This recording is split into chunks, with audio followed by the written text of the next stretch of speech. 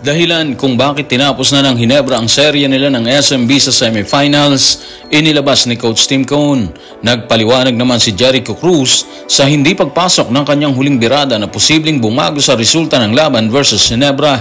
At si Justin Brownlee, ipinaliwanag din ang gustong gawin sa serye nila ng TNT Tropang Giga kalaban si RHJ. Tutukan po natin ang lahat ng yan, pero bago yan, pakisubscribe, like, and share na lang muna para pareho tayong updated.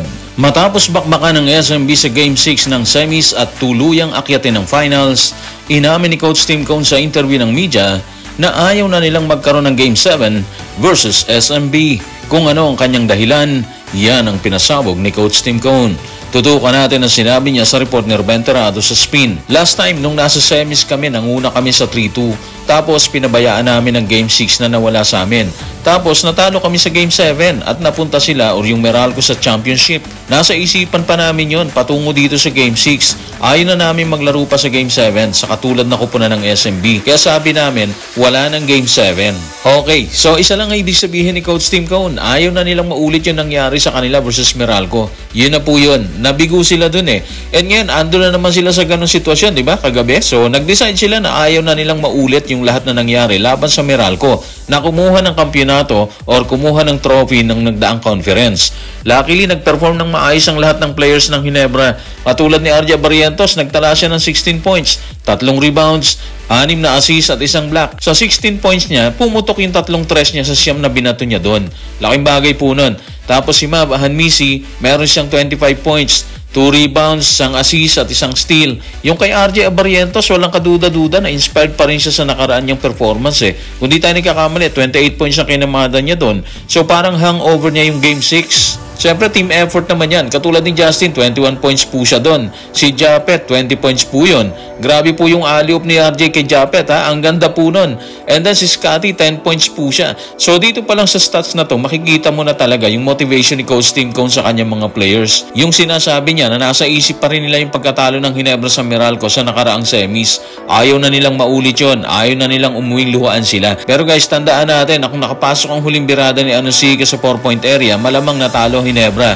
Actually, dalawa yun eh. Isa kay Anosike at isa rin kay Jericho Cruz. Buti hindi nakapasok. So buti hindi nakapasok alinman dun sa dalawa, di ba? Ang video ito ay hatid sa inyo ng 1xBet, ang #1 online betting site, local and international. Kaya't para makapag-register, i-click lamang ang link sa pinned comment at i-type ang ating promo code na 1xplayoff para makakuha ka ng up to 12,000 pesos bilang first deposit bonus. Legit, safe at madaling gamitin para sa lahat ng mahilig pumusta sa lahat ng sports, lalo na sa NBA, PBA at FIBA. Kaya ano pang hinihintay nyo? Maglaro na, pero pakatandaan, tumaya lamang ng naaayon sa inyong kakayahan. Sa kabiguan ng SMB na makahirit ng Game 7 versus Ginebra ay hindi maikakailang naging malaki ang role ni Jericho Cruz sa Game 6 nang mabigo itong ipasok ang isang birada sa mga huling segundo ng laban. Tanong, ano ang masasabi niya sa nasabing kabiguan? Tutukan natin ang sinabi ni Jericho Cruz sa report ni Romel Fertas Jr. na Inquirer. Hindi ko na ipasok yun eh. So mag-move on na lang tayo. Ayoko nang isipin yan. Sana sa susunod mangyari ulit, pumasok na. Maganda lang talaga yung laro nila. Kailangan lang nating mag-move on. Kalimutan yung pagkatalo at siguro bumalik sa susunod na conference. Kailangan ko lang talagang manatiling malusog. In fairness naman kay Jericho Cruz, naglaro kasi siya na may iniindang sakit eh. Base po kasi sa inilabas niyang pahayag sa interview ng media, nag-take pa siya ng painkiller para sa kanyang bukong-bukong para lang siya makapaglaro, di ba? Nagawa naman niya yon. Yun nga lang sa dulo, sumablay siya doon. Pero sa tingin natin, hindi na rin big deal yon kasi nangyayari naman talaga yon na hindi papasok ang mga birada na isang player kahit gaano ka-fit ang kanyang pangangatawan. Pag bato mo kasi ng bola sa ere, 50-50 na yan. 50 yung papasok, 50 yung hindi papasok. So sa kaso ni Jericho, may kasamang dahilan yun. Yun yung iniinda niyang sakit sa bukong-bukong niya or dun sa kanyang ankle. Pero hindi naman niya ginawang dahilan yun. Sa tingin lang natin, kasama talaga yun. Kasi sabi niya din sa interview na mamaga ulit yung kanyang ankle or bukong-bukong matapos yung laro.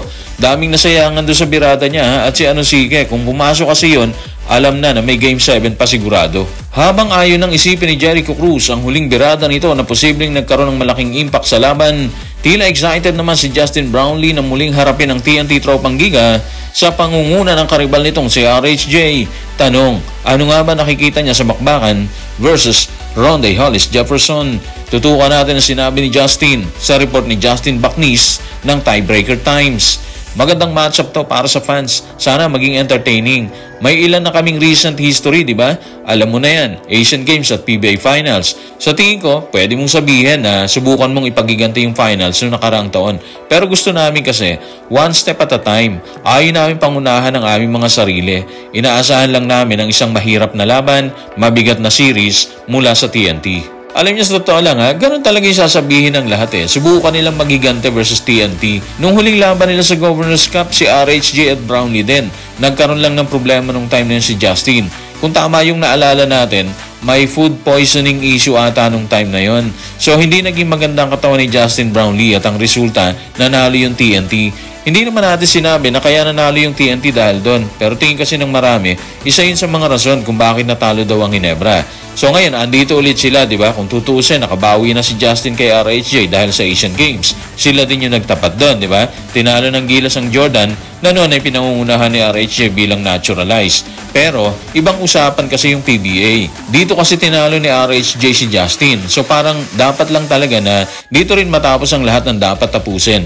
Yung unfinished business, sabi nga nila, di ba? At dahil dyan, alam naman natin na malaki respeto ni Justin kay RHJ.